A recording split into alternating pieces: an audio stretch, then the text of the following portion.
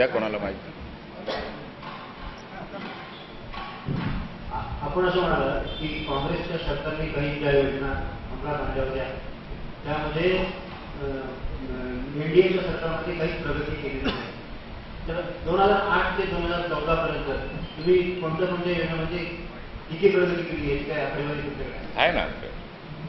मी सांगितलं, जसं पूर्वीच सांगितलं की स्कॉलरशिप योजना होती आमची. बेरोजगार तरुणांना आपल्या स्वतःच्या बलावर उभा राहण्यासाठी अंमलबजावणी किती झाली याची काय आकडेवारी? प्रत्येक आकडा आहे आमच्याकडे. आणि आरटीआय या देशामध्ये काँग्रेस सरकारनेच दिलेली आहे. कोणीही आरटीआय काढून आरटीआय टाकून काढू शकतोय की 2009 पासून 2008-9 पासून 2014 पर्यंत जेवढी अल्पसंख्याक समाजाच्या हितासाठी योजना सुरू करण्यात आली होती ती किती त्याची अंमलबजावणी त्या रेकॉर्डवर आहे सर.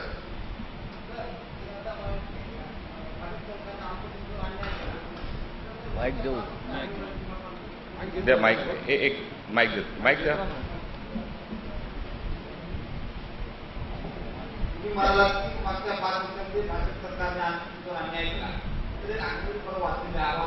नाही, अल्पसंख्याक एक मी उदाहरण दिलं. अन्याय तर सर्वचवर झाला. शेतकऱ्यावर अन्याय झाला, तरुणांवर, बेरोजगार तरुणावर अन्याय झाला, सगळीकडे अन्यायच झाला. पण स्पेसिफिक अल्पसंख्याक समाजावर खूप अन्याय झालेला आहे.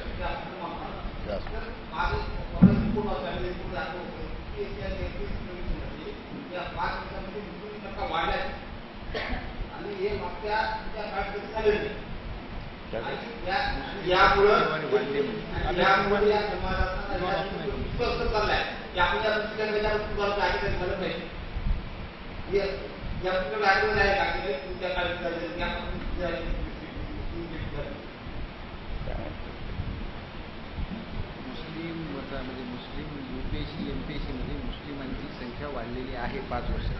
त्याच्यासाठी काँग्रेस पक्षालाच आपण शाबासकी दिली पाहिजे. आमच्या सरकार असताना यूपीएससी एमपीएससी मध्ये लोकांना एज्युकेट करण्यासाठी आम्ही कोर्सेस सुरू केला होता. पोलीस कॉन्स्टेबलच्या भरतीपासून एमपीएससी यूपीएससी पर्यंत आमचे कोचिंग चालत होते. या राज्यामध्ये 5 सेंटर आम्ही सुरू केला होता आणि त्या सेंटरमध्ये त्या अल्पसंख्याक मुलामुलींना मोफत ट्रेनिंग देण्याचं काम आमच्या काळात सुरू झाला होता. आणि मुस्लिम समाजामध्ये खूप जागरूकता गेल्या 20-25 वर्षामध्ये आलेला आहे. त्यांनी चांगल्या प्रकारच्या उच्च शिक्षा घेतलेली आहे, शिक्षण घेतलेली आहे त्यांनी. आणि शिक्षित झाल्यानंतर आणि आजच्या या कॉम्पिटिशनच्या क्षेत्रामध्ये मुस्लिम आणि अल्पसंख्याक समाजाचे तरुण सुद्धा सहभागी झाले आणि त्यांना त्याचा लाभ मिळत आहे. ही जी सरकार आहे या सरकारने काही केलेलं नाही. सर ये बताइए, इलेक्शन से पहले कांग्रेस के बहुत सारे फाइटिंग बीजेपी शिवसेना में गए, शिवसेना के बहुत सारे फाइटिंग बीजेपी के कांग्रेस में आए. क्या दोनों पार्टियों की आइडियोलॉजी एक हुई क्या? हालांकि दोनों अलग अलग किस्म की पार्टियां हैं.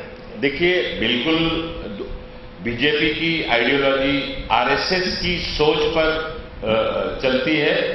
कांग्रेस की आइडियोलॉजी एक सेकुलर सोच डॉक्टर बाबा साहब आम्बेडकर के बनाए हुए आइन के मुताबिक और इस मुल्क में रहने वाले सभी मजहब, सभी जात, सभी बिरादरी, सभी समाज एक साथ लेके चलने की जो सोच है कांग्रेस की, वो सोच है. ये आप जानते हैं.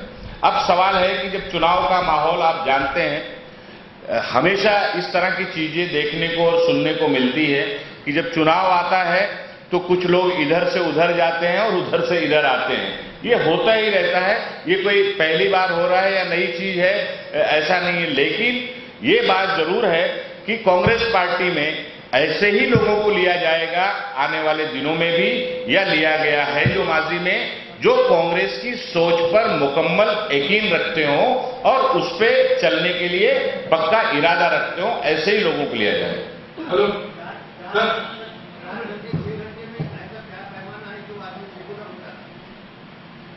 अब वो पैमाना तो उसका कोई बना नहीं है. ऐसे लोगों के लिए कोई पैमाना तो नहीं है. लेकिन ये जरूर है कि जो कांग्रेस की लीडरशिप है, कांग्रेस की जो क़यादत है, वो उसको कांग्रेस की सोच पर ही चलने के लिए मजबूर करती है। कांग्रेस की सोच से अगर वो हटने की जरा भी कोशिश करते आए तो उसको किनारे किया जाता है। सर, आप आइडियोलॉजी की बात कर रहे थे जी, तो इन दिनों हम देख रहे हैं कि आपके जो वरिष्ठ नेतृत्व है वो आइडियोलॉजी बदलने की कोशिश कर रहा है, जैसे राहुल गांधी, प्रियंका गांधी, तो इससे क्या मायने रखता है? सेक्युलरिज्म को दरकिनार करते हुए नहीं काम कर रहे हैं? नहीं, मुझे एक बात बताइए, इस बात पे एक बहस जरूर होनी चाहिए। मुझे ऐसा लगता है अगर कोई मुस्लिम धर्म मजहब को मानने वाला है और अगर नमाज का टाइम हुआ वो मस्जिद में चला गया नमाज पढ़ने या किसी दरगाह पे जियारत करने चला गया, तो क्या वो आइडियोलॉजी से हट जाएगा? और कांग्रेस में अगर कोई लीडर अपने जिस मजहब का है, अगर उस मजहब में आस्था रखते हुए अगर उस तरह से वो करता है, तो क्या अपनी आइडियोलॉजी से हट जाएगा? कांग्रेस पार्टी जरा भी, ये देखिए, एक प्रोपगंडा कांग्रेस के खिलाफ फिर चला जाता है। 2014 के पहले इस मुल्क में कांग्रेस के खिलाफ एक प्रोपगंडा चलाया गया कि कांग्रेस के नेता, कांग्रेस की लीडरशिप और कांग्रेस मुस्लिम तुष्टीकरण वाली पार्टी है, एंटी हिंदू पार्टी है। यह प्रोपगंडा आरएसएस और बीजेपी ने 2014 के पहले तक चलाया। और आप सारे लोग बहुत सीनियर हैं, सीनियर साथी हैं, आप सारे लोग देख रहे हैं माजी में क्या हुआ। और अब मुसलमानों के बीच में फैलाई जा रही है बात, अकलियत माइनॉरिटी के बीच में कांग्रेस लीडरशिप के बारे में बात फैलाई जा रही है कि ये अब सॉफ्ट हिंदुत्व की तरफ जा रहे हैं और इस तरफ जा रहे हैं। ये ख्याली पुलाव है, ये सिर्फ एक प्रोपगंडा है। कांग्रेस की हर लीडरशिप, कांग्रेस की जो सोच है उस पे वो मजबूती के साथ खड़ी है, ये मैं आपसे कहना चाहता हूं। आरएसएस के खिलाफ इस देश में, इस मुल्क में सबसे ज्यादा अगर कोई मुखर होकर बोल रहा है तो राहुल गांधी, कांग्रेस के जो सदर हैं, वो बोल रहे हैं। मुलायम सिंह यादव, मायावती, अखिलेश और प्रकाश अंबेडकर नहीं बोल रहे हैं, ये मैं आपको याद दिलाना चाहता हूं। सर एक मिनट, आप कहते हैं कि बीजेपी सरकार ने अल्पसंख्यक के ऊपर बहुत से अन्याय किए, तो आप क्या क्या अन्याय हुए आप कह सकते हैं? अल्पसंख्यक के ऊपर अभी तक बीजेपी सरकार ने क्या क्या अन्याय की जो नहीं करना चाहिए, ऐसा क्या है? मैं गिना रहा हूं आपको, लिखिए। सबसे बड़ा अन्याय ये किया कि जो देश के संविधान के मुताबिक, बाबा साहब अंबेडकर के संविधान के मुताबिक महाराष्ट्र के पिछड़े मुसलमानों को रिजर्वेशन दिया गया था, जिसको मुंबई की हाई कोर्ट ने भी कहा था कि यहां का मुसलमान पिछड़ा है, कायदे और कानून के तहत दिया गया सरकार का फैसला है, इसको एजुकेशन के क्षेत्र में जब तक केस का फैसला नहीं होता चालू रखा जाए। उसको सरकार ने रोक दिया। तो यह अन्याय हुआ कि नहीं हुआ? 2008-9 में जैसे हमने पहले कहा कि अशोक चौहान जी के नेतृत्व में महाराष्ट्र के अल्पसंख्यक समाज का चेहरा मोहरा बदलने के लिए तकरीबन 26 स्कीमें शुरू की गई थी, जिसमें हर तालुके में आईटीआई शुरू की गई थी, पॉलिटेक्निक शुरू की गई थी, हर जिले के अंदर लड़कियों के लिए गर्ल्स हॉस्टल शुरू किए गए थे, मौलाना आजाद फाइनेंशियल कॉर्पोरेशन के जरिए सस्ते दर पर लोगों को लोन देने का स्कीम शुरू की गई थी। अब माइनॉरिटी के स्कूलों को इंफ्रास्ट्रक्चर के लिए स्कीम शुरू की गई थी। ऐसे बहुत सारी जो योजनाएं शुरू की गई थी, ये सरकार के आने के बाद वो सारी योजनाओं को ठप कर दिया गया है। इसलिए महाराष्ट्र के अल्पसंख्यकों के ऊपर बीजेपी शिवसेना की सरकार के ऊपर जो हम आरोप अन्याय करने का लगा रहे हैं, ये उसका सबसे बड़ा पुरावा है। अरे नदीम साहब, मुसलमानों और दलितों या संविधान की जब बात आती है तो देश में सिर्फ एक ही आवाज होती है, वो असद अवैसी की आवाज होती है, जो पब्लिक के लिए राइट के लिए बात करते हैं। कांग्रेस का कोई प्रवक्ता देश के किसी कोने से इनके राइट की बात क्यों नहीं करता? अब कैसे करना चाहिए? मैं बैठ के कर रहा हूं, मैं राइट की बात कर रहा हूं और रोज हर असेंबली में बोला जाता है। 3 तलाक की बात हो या मैं बता रहा हूं, माइनॉरिटी की बात हो, मैं बता रहा हूं। 3 तलाक, जहां तक 3 तलाक का मामला है, कांग्रेस की नीयत और कांग्रेस की लाइन एकदम साफ थी और है कि 3 तलाक जो सीधे सीधे शरीयत में मदाखलत करता है जो कानून, उसको हम पास नहीं होने देंगे। हम इक्तिदार में आज नहीं हैं, उसके बावजूद लोकसभा में हमने उसकी मुखालफत जम के की, लोकसभा में उनकी 2/3 से ज्यादा मेजॉरिटी होने की वजह से उन्होंने पास किया। राज्यसभा में हमने उस बिल को गिराया और उसको आने नहीं दिया आज तक। ये हमने जोरदार तरीके से मुखालफत की है। मुखालफत करने वालों की सभी की लंबी लाइन है। हमारी मेंबर ऑफ पार्लियामेंट महिला कांग्रेस की जो सदस्य हैं सुष्मिता देव, उन्होंने जोरदार तरीके से इस पे लोकसभा के अंदर आवाज उठाई। राज्यसभा के अंदर हमारे कपिल सिब्बल साहब से लेके गुलाम नबी आजाद साहब से लेके आनंद शर्मा जी से लेकर सभी लोगों ने जोरदार तरीके से उसकी मुखालफत की और उस बिल को पूरी तरह से रोका। तो ये कहना गलत है कि किसी और ने नहीं किया। एक ही शख्स है जो तीर मारते रहता है पूरे हिंदुस्तान में मुसलमानों के लिए, ये कहना गलत है। सर एक सवाल मेरा है आइडियोलॉजी से जुड़ा हुआ कांग्रेस पार्टी जी। मध्य प्रदेश में इक्तदार में तब्दीली हुई, बीजेपी के बाद कांग्रेस इक्तदार पे आई और कांग्रेस ने आते ही राष्ट्र का कानून लगाया, नेशनल सिक्योरिटी एक्ट, जो मुख्तलिफ मुस्लिम नौजवानों पे लगा। उम्मीद तो नहीं थी कांग्रेस से कि वो इस तरह के कानून लगाए थी, मगर लगाए गए। तो क्या कांग्रेस साहस नहीं जुटा पा रही है कि वो अपने जज्बे के साथ खुल के खड़ा हो सके? उसी के 2 दिन के बाद मैं उसी पे आ रहा हूं। 2 दिन के बाद दिल्ली में हमारा ऑल इंडिया कांग्रेस का कन्वेंशन था। राहुल गांधी जी से लेकर सारे नेता वहां पर थे और मैंने खुद खड़े रहकर उस फैसले की मजम्मत की। और दूसरे उसी दिन कांग्रेस के सदर राहुल गांधी जी, जब तक उनको पता नहीं था उन्होंने उसके अंदर मदाखलत की और सेकेंड डे चिदम्बरम साहब ने प्रेस कॉन्फ्रेंस लेके कहा कि हाईकमांड ने उसके ऊपर नोटिस ली है और उसके ऊपर कार्रवाई हो रही है, तो कर दी गई। उसके बाद की बात आर्य साहब, कांग्रेस पार्टी बोल रही है शिवसेना और बीजेपी से कहा कि मुकाबला कर रही है, उसको हराना सर। लेकिन 5 सीटें ऐसी और क्या तरीके का ऐसा इल्जाम है अशोक चव्हाण साहब या स्टेट कांग्रेस पे कि पूरी की पूरी पार्टी बीजेपी को भेज दी गई।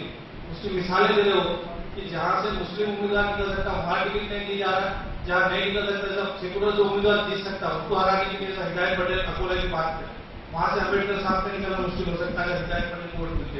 औरंगाबाद से सत्तार साहब जो कि आपके बहुत अच्छे लीडर है, उनको टिकट नहीं दिया जाएगा, वो तो गैर मुस्लिम के वोट भी ले सकते हैं, ऐसा कैंडिडेट है, उनको वहां टिकट नहीं देगा। जो पार्टी छोड़ के आजाद लड़ रहे तो वहां से शिवसेना में सीट निकल जाएगी। देखिए, इस तरह की जो स्ट्रैटेजी तो क्या कांग्रेस निर्धारित की बीजेपी और शिवसेना को सपोर्ट तो नहीं करेगी?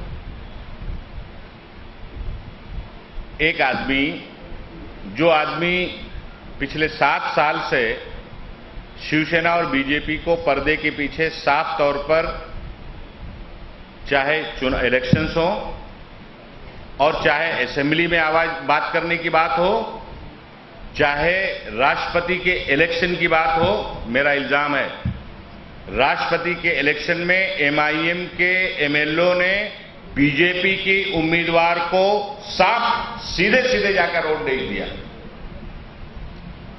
सीधे सीधे वोट दिया था बीजेपी को। तो वो कौन थी तब? एमआईएम, जहां एमआईएम का कहीं पे भी वजूद भी नहीं है, वहां भी जाकर वो अपना उम्मीदवार खड़ा करते हैं, जज्बाती तकरीरें करते हैं, झूठा प्रोपगंडा कांग्रेस के खिलाफ करते हैं, नौजवानों को वर्गलाते हैं और लोग उनके बहकावे में जज्बात में आकर अपने वोटों को एमआईएम को दे देते हैं और उसके बाद वोटों का बंटवारा होता है और बीजेपी शिवसेना का फायदा होता है। तो महाराष्ट्र में शिवसेना बीजेपी को ताकत 2014 से लेकर और हर चुनाव में उम्मीदवार खड़ा करके कौन पहुंचाता है, महाराष्ट्र की आवाम साफ तौर पर ये जानती है और समझती है। जहां तक आपने कहा कि कांग्रेस पार्टी को उम्मीदवारों को लेकर अब सवाल ये पैदा होता है कि जहां 3 लाख 4 लाख मुसलमान है, वहां से भी मुसलमानों को उम्मीदवारी ना मिले। अकोला में 3.5 से 4 लाख मुसलमान हैं, अगर वहां से हम मुस्लिम उम्मीदवार ना दें। औरंगाबाद में सबसे पहले सत्तार साहब को ही टिकट देने की बात हुई थी, लेकिन उस वक्त वो उनका जहन नहीं था चुनाव लड़ने का लोकसभा का, और बाद में ये उम्मीदवारों के उम्मीदवारी का प्रोसेस शुरू हुआ और किसी और को उम्मीदवारी दी गई है। मुसलमानों को उम्मीदवारी औरंगाबाद से नहीं दी गई ऐसा नहीं है। अमतुल्ला साहब वहां से चुनाव लड़ चुके हैं 2009 के आसपास। आप सारे पुराने लोग बैठे हैं, आपको याद होगा, अमतुल्ला साहब वहीं से चुनाव लड़े थे। सवाल, मैं खुद महाराष्ट्र का पहला होम मिनिस्टर अगर कोई मुस्लिम बना होगा तो मैं बना, और उसको अशोक चौहान साहब, जिनके ऊपर आप इम्तियाज जलील साहब इल्जाम लगा रहे हैं, उन्होंने बनाया था 2008 में। मैं इनकी कैबिनेट में महाराष्ट्र में संयुक्त महाराष्ट्र बनने के बाद की तारीख में पहला मुस्लिम होम मिनिस्टर अगर कोई बना तो वो नसीम खान बना, और अशोक चौहान साहब की कैबिनेट के अंदर। तो ये सब इल्जाम है। हर सियासी पार्टी ये सोचती है, ये देखती है कि कौन सा उम्मीदवार हमारा कहां जीत सकता है। मेरिट देखी जाती है, सिर्फ टिकट देना ही मकसद नहीं होता। हर पार्टी की ये सोच होती है कि हमारा उम्मीदवार कैसे कहां कहां जीत सकता है, उसको जिताने की कोशिश की जाती है और उम्मीदवारी दी जाती है। और लोकसभा का उम्मीदवार एक अशोक चौहान साहब अकेले तय नहीं करते हैं, उसका प्रोसेस होता है यहां से लेकर दिल्ली तक, और सारे नेताओं की उस पर राय बनती है। जब एक राय बनती है, सीएसी होती है, parliamentary board, central parliamentary board, और वो तय करता है, और उसके बाद उम्मीदवार जाहिर होते हैं। अच्छा,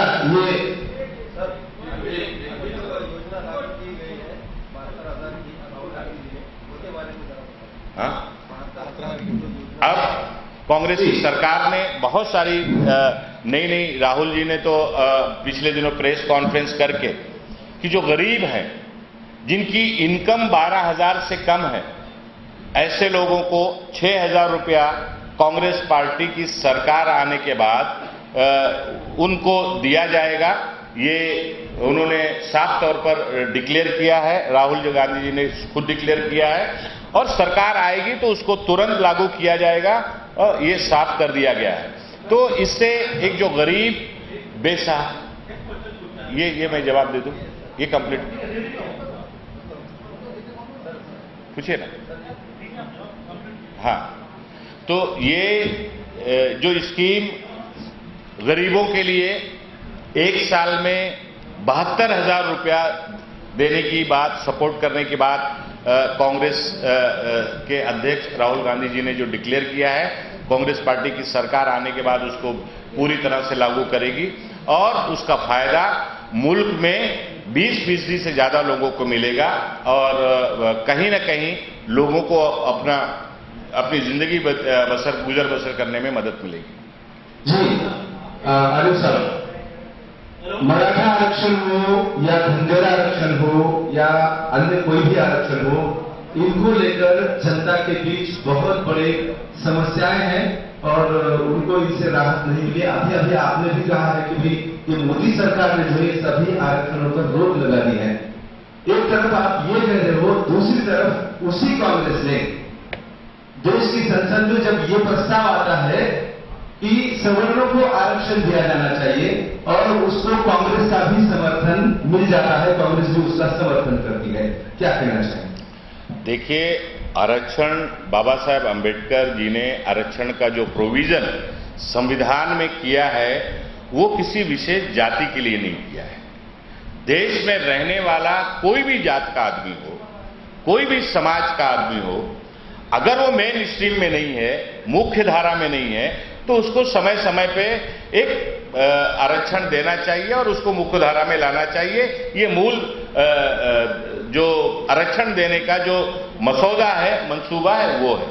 अब अगर अपर कास्ट के अंदर भी अगर कोई लोग पिछड़े हैं और उनको मुख्य धारा में लाने के लिए अगर सरकार कोई अच्छा फैसला कर रही है तो उसका समर्थन हमें करना चाहिए। कोई रो रहा है, कोई गिलक रहा है, कोई मर रहे हैं, इनको आप प्राथमिकता देंगे या किसी ने जुबान तक नहीं खोली है उनको आप प्राथमिकता देंगे, ये क्या है? नहीं, तो ये मोदी सरकार से सवाल सबको पूछना है। ये सरकार, देखिए, समर्थन अच्छा काम है तो समर्थन हमारा करना नहीं, ये तो हम उनके खिलाफ इसकी तो देखिए, किसानों की आत्महत्या का सबसे ज्यादा मुद्दा कांग्रेस पार्टी ने पूरे देश में उठाया। किसानों के कर्ज माफी का मुद्दा सबसे जोर शोर से कांग्रेस पार्टी ने उठाया। मराठा मुस्लिम धरगण आरक्षण मिलना चाहिए, महाराष्ट्र से लेके दिल्ली तक, पार्लियामेंट से लेके महाराष्ट्र की विधानसभा तक सबसे ज्यादा कांग्रेस पार्टी ने इसको उठाया है। ये तो हमारी सरकार आज नहीं है। अगर हमारी सरकार होती और हमारे वादे किए गए वादे अगर उसको लागू नहीं हम करते, तब आप हमसे सवाल कर सकते थे। लेकिन ये सरकार जानबूझ के इस तरह के खोखले वादे करती है। जी आपकी पार्टी ने जब इलेक्शन मैनिफेस्टो तैयार किया होगा, जी अभी आप बताइए कि इस मैनिफेस्टो के अंदर अल्पसंख्यक के लिए कौन से नुमात रखे गए उसके विकास के लिए और स्पेशली मुसलमानों की। अभी कांग्रेस पार्टी का मैनिफेस्टो डिक्लेयर नहीं हुआ है।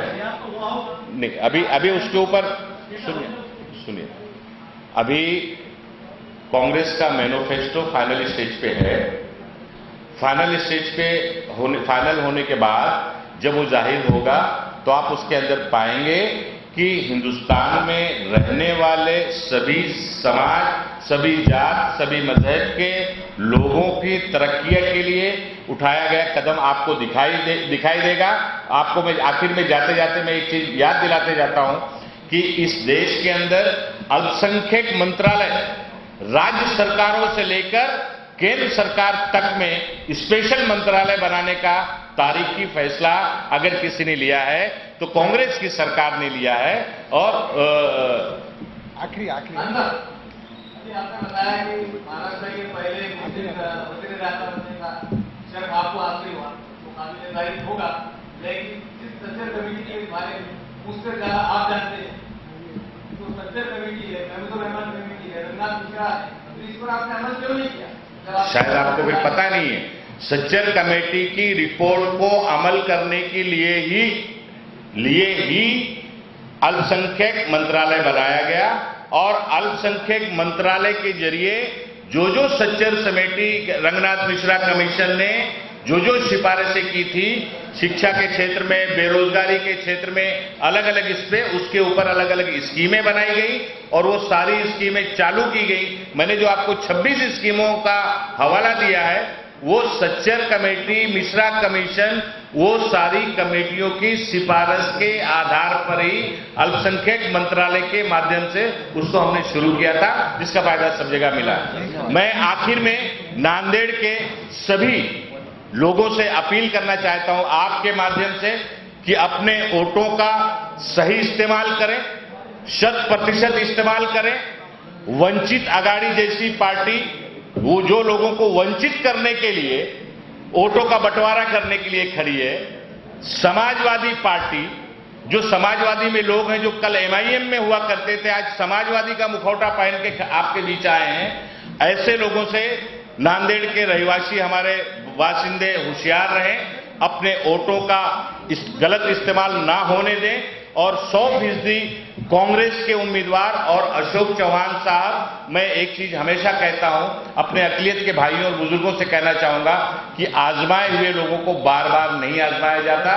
हमारा मानना है कि अशोक चौहान साहब आजमाए हुए हैं और इसलिए ऐसे मजबूत और सेकुलर किरदार रखने वाले एक बेहतर लीडर को, कायद को, जो आज पूरे महाराष्ट्र में बीजेपी और शिवसेना और RSS की आंखों का किरकिरी बना हुआ है, जो लड़ाई लड़ रहा है बीजेपी और RSS और शिवसेना के खिलाफ, ऐसे लीडर को भारी वोटों से, बल्कि पिछली बार जितनी वोट से आप लोगों ने चुनकर भेजा था उससे दुगनी ताकत से भेजिए, ताकि और मजबूती के साथ अशोक चौहान साहब पार्लियामेंट के अंदर नांदेड़ की जनता की और महाराष्ट्र की जनता की आवाज बुलंद कर सके। धन्यवाद।